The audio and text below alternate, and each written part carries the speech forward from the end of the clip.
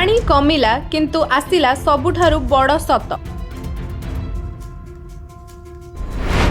7 लक्षरु अधिक लोक प्रभावित। एबे आरंभ होईछि क्षतिर हिसाब।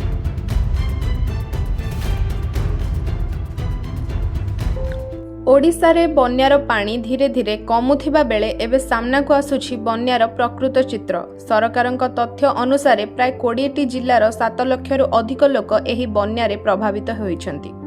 सबुठारु अधिक प्रभाव पड़िछि उत्तर और उपकूल ओडिशार विभिन्न अंचल रे।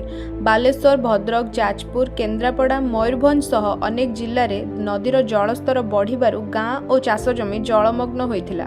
अनेक परिवारंकु सुरक्षित स्थान को स्थानांतरित करा जाइथिला।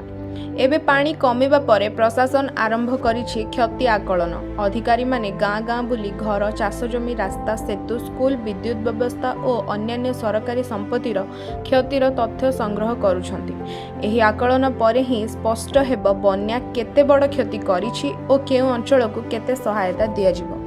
चाष जमी रे पानी भरी रहिथिबारु कृषक मानक चिंता बढ़िछि। अनेक रास्ता एबे भी क्षतिग्रस्त थिबारु यातायात स्वाभाविक हेबाको समय लागि पारे। प्रभावित परिवार माने सरकारी सहायता और पुनर्वास को अपेक्षा करिसंति। बन्यार पानी कमिछि किंतु प्रकृत क्षतिर हिसाब एबे भी बाकी अछि। क्षति आकलन रिपोर्ट प्रकाश पाइबा परे ही संपूर्ण चित्र सामना को आसिबो।